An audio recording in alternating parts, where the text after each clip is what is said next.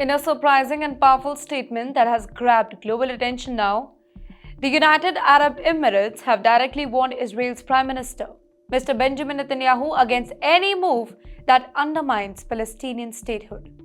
Well, speaking at the Reuters next Gulf Summit in Abu Dhabi, UAE Presidential Advisor Anwar, he made it crystal clear that the era of one-sided politics in the Middle East, it is all over now. Well, he didn't hold back.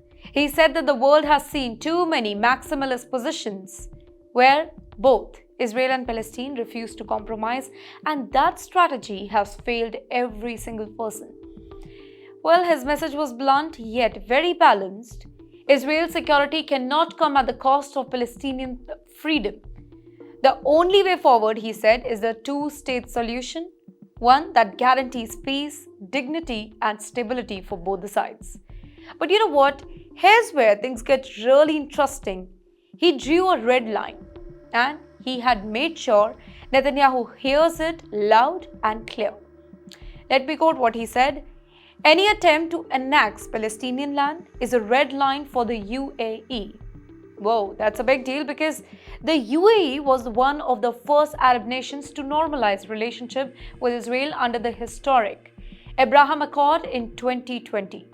Now, the same country is warning Israel not to cross the line on Palestine. He also spoke about Gaza's humanitarian crisis, calling the situation unbearable and demanding the world to step up now. He said that the UAE is all ready to send aid, medical team, and possibly even personnel on the ground to help rebuild Gaza and deliver humanitarian relief. Now, in recent months, the UAE has already sent hundreds of tons of food, medicine, supplies through Egypt, but he hinted that more direct involvement could be coming very, very soon.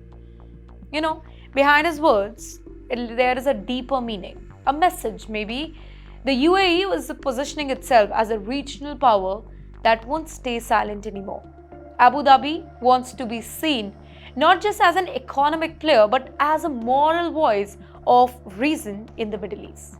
And yes, his statement, well, it wasn't just aimed at Israel.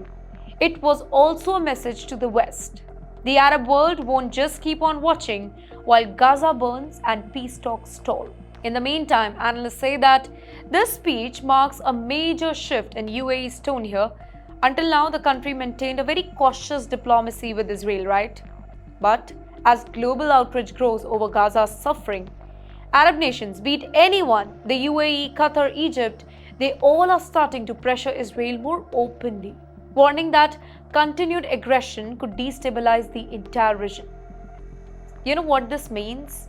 It means that Netanyahu is under a new pressure now, not just from Washington or the UN, but from his own regional partners. And for the very first time since the Abraham Accord, a top Emirati official, it has basically told Israel, peace means peace, don't test our patience. Basically, in the end, ladies and gentlemen, the UAE has thrown down a diplomatic javelin, signaling that if Israel keeps pushing past the red line in Gaza and the West Bank, even its closest Arab ally, it might turn away.